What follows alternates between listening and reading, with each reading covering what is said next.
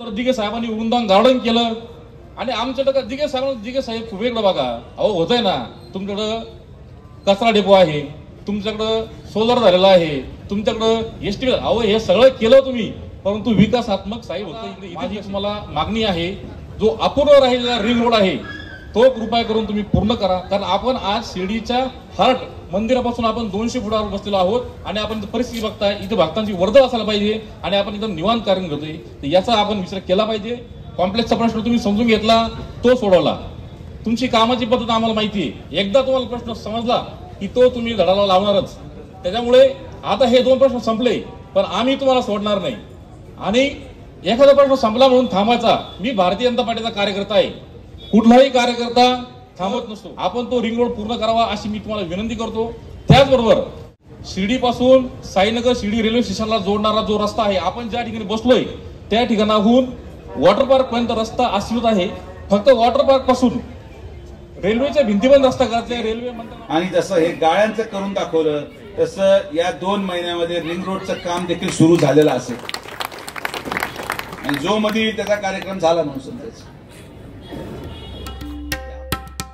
खुशखबर खुशखबर, साईंच्या नगरीत भव्य तिरुपती बालाजी मंदिर प्रतिकृती देखावा साकारणार. सालाबाद प्रमाणे समर्थ प्रतिष्ठान आयोजित गणेशोत्सव 2025 वर्ष 18वे गणेश भक्तांसाठी दरवर्षी नवनवीन भव्य धार्मिक देखावे सादर करत आले असून यावर्षी गणेशोत्सव काळात हुबेहूब भव्य तिरुपती बालाजी देखावा साकारण्यात येत असून गणेश भक्तांना लवकरच तिरुपती बालाजी दर्शनाचा लाभ मिळणार आहे. ठिकाण साईश चौक, पिंपळवाडी रोड. आयोजक समर्थ प्रतिष्ठान शिर्डी शहर.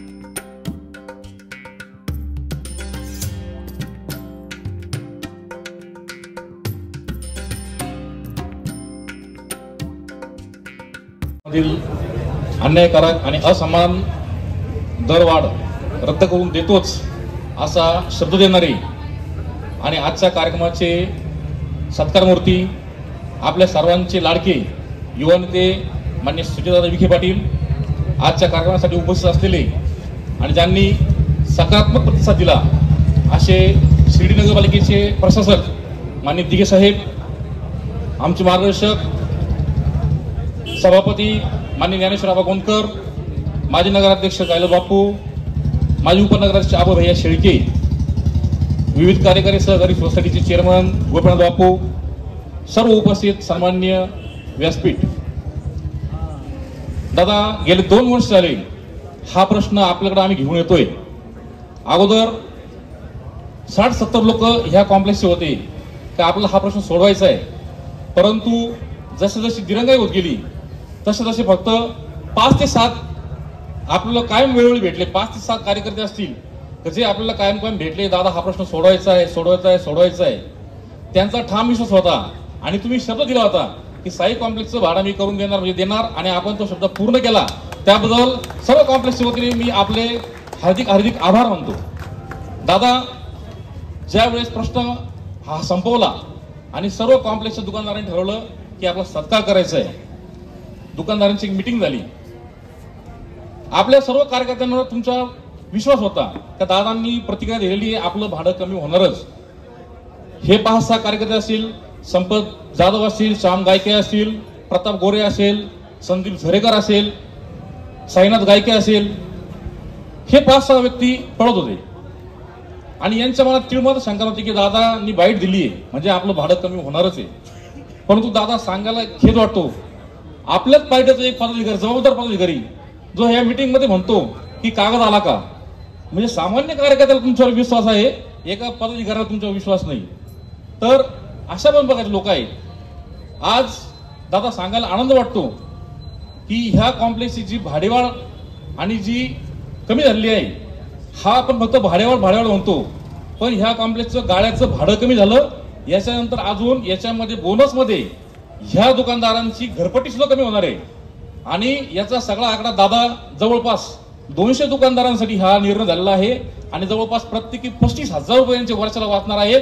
म्हणजे जवळपास या कॉम्प्लेक्समध्ये 70 लाख रुपये वर्षाला वाचणार आहे. दादांचं आपण जोरात टाळ्यांनी स्वागत केलं पाहिजे. दादा, तुमच्याकडे मी कायम प्रश्न घेऊन आलो.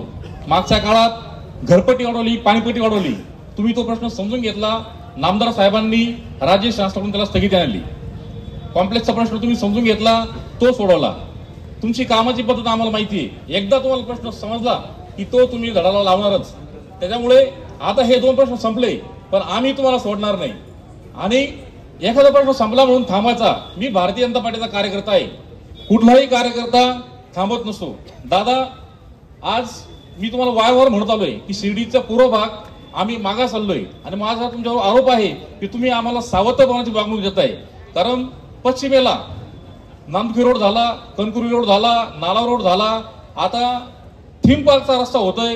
त्याच्यानंतर मी तुम्हाला वारंवार म्हणत आलोय की शिर्डीचा पूर्व भाग आम्ही मागास आलोय. आणि माझा तुमच्यावर आरोप आहे की तुम्ही आम्हाला सावधपणाची वागणूक देताय.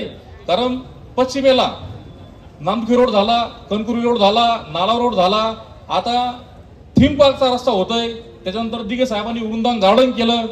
आणि आमच्याकडे दिघे साहेब खूप वेगळं बघा.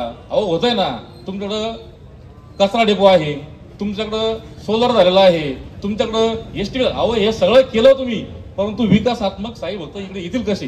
तर दादा, माझी तुम्हाला मागणी आहे, जो अपूर्ण राहिलेला रिंग रोड आहे तो कृपया करून तुम्ही पूर्ण करा. कारण आपण आज शिर्डीच्या हार्ट मंदिरापासून आपण 200 फुटावर बसलेलो आहोत. आणि आपण परिस्थिती बघताय, इथे भक्तांची वर्दळ असायला पाहिजे. आणि आपण एकदम निवांत कार्य करतोय, तर याचा आपण विचार केला पाहिजे. पूर्वीचा जो व्यावसायिक आहे तो आर्थिकदृष्ट्या चिंतित आलेला आहे, तर आपण तो रिंग रोड पूर्ण करावा अशी मी तुम्हाला विनंती करतो. त्याचबरोबर दादा, मी तुम्हाला मागच्या काळामध्ये शिर्डीपासून साईनगर शिर्डी रेल्वे स्टेशनला जोडणारा जो रस्ता आहे, आपण ज्या ठिकाणी बसलोय त्या ठिकाणाहून वॉटर पार्क पर्यंत रस्ता अस्तित्वात आहे. फक्त वॉटर पार्क पासून रेल्वेच्या भिंतीपर्यंत रस्ता करायचा. रेल्वे मंत्र्यांना आम्ही निवेदन दिलं होतं, ते पण याला तयार होते. आणि या रस्त्याच्या लागून नितीनदादांची जास्त जागा आहे आणि नितीनदादा पण त्याला होकार आहे. रस्ता करायला अडचण दादा नाही, नितीनदादाची अडचण नाहीये. सुधाप बसलेले, सुधापची अडचण नाहीये. दादा, हा जो स्टेशनचा रोड आहे तो करा. इथून जर माणसाने ठरवलं तर 10 मिनिटात पायी माणूस स्टेशनला जाऊ शकतो. स्टेशनचा जो भक्त येणार आहे तो 10 मिनिटात सीटला येऊ शकतो. तर हा प्रश्न आपण गांभीर्याने घ्यावा अशी मी तुम्हाला विनंती करतो. सर्व दुकानदारांच्या वतीने आपले पुनश्च एकदा आभार मानतो आणि थांबतो. धन्यवाद. सर्वात प्रथम ज्या खरंच लोकांनी याचा पाठपुरावा केला, यामध्ये प्रामुख्याने सचिन भाऊ शिंदे, संपतराव जाधव, श्याम गायके, कृष्णा गुडे, संदीप जरेकर, साईनाथ गायके, विजू सोनवणे, अभिमन्यू नागरगोजे, विकास, या सगळ्या तरुणांचे मी मनापासून आभार व्यक्त करतो, अभिनंदन करतो. हा यांच्या संघर्षाचा विजय आहे. एखादी गोष्ट सातत्याने वारंवार मांडणे आणि नेतृत्वाला या गोष्टीसाठी प्रवृत्त करणे की आता याची मीटिंग घेतलीच गेली पाहिजे, अशा प्रकारचं काम या सगळ्या युवकांनी केलं. कामाच्या ओघामध्ये अनेक गोष्टी मागे पडतात, पण या लोकांनी वारंवार सगळ्यांसाठी हा पाठपुरावा केला. आणि मी आभार मानेन पालकमंत्री माननीय नामदार राधाकृष्ण विखे पाटील साहेबांचे. आणि एकदा जोरदार टाळ्या पालकमंत्र्यांसाठी आपण कराव्या.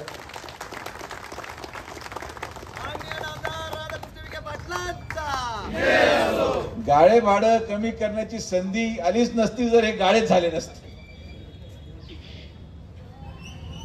आणि खरंच हे बाबांचा आशीर्वाद आहे साहेबांना. आणि मी तुम्हाला लिहून देतो की महाराष्ट्रामधला अनेक नेते आहेत, प्रत्येकामध्ये वेगळं वेगळं कौशल्य असू शकतं, प्रत्येकामध्ये वेगळं वेगळं गुण असू शकतो, पण पैशाचा मोह त्यागणारा गुण हा फक्त आणि फक्त नामदार राधाकृष्ण विखे पाटील साहेबांनाच. तर जसं गाळ्यांचा मुद्दा मांडला, जसं आपण रेडी रेकनरचा मुद्दा मांडला, तसंच 11 किंवा 13 तारखेला मी तुम्हाला खात्रीशीर सांगतो की रिंग रोडची मीटिंग आहे.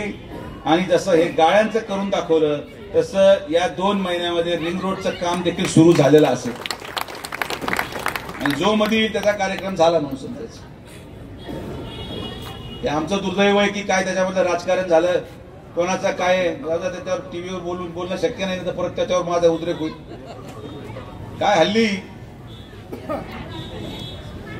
हल्ली काही जरी टीका टिप्पणी केली म्हणजे बोलायला स्वातंत्र्य राहिलं नाही, लगेच बॉम्ब फुटतो.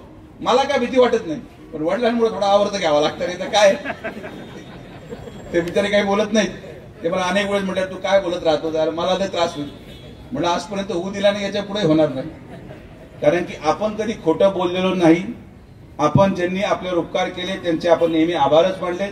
आणि म्हणून परत एकदा या गाळ्यामध्ये ज्या ज्या सगळ्यांनी सहकार्य केलं, सगळे ज्यांनी प्रश्न मांडला, दिघे साहेबांनी सहकार्य केलं, आणि मी खरंच आभार मानेल माननीय जिल्हाधिकारी महोदयाचे की त्यांनी देखील सगळ्या नियमांना ग्राह्य धरून कसं ते बसवता येईल यासाठी प्रयत्न केला. आणि जिल्हाधिकाऱ्यांसाठी पण एकदा जोरदार टाळ्या, आणि दिघे साहेबांसाठी सुद्धा असे उत्कृष्ट काम या सगळ्यांनी केलं.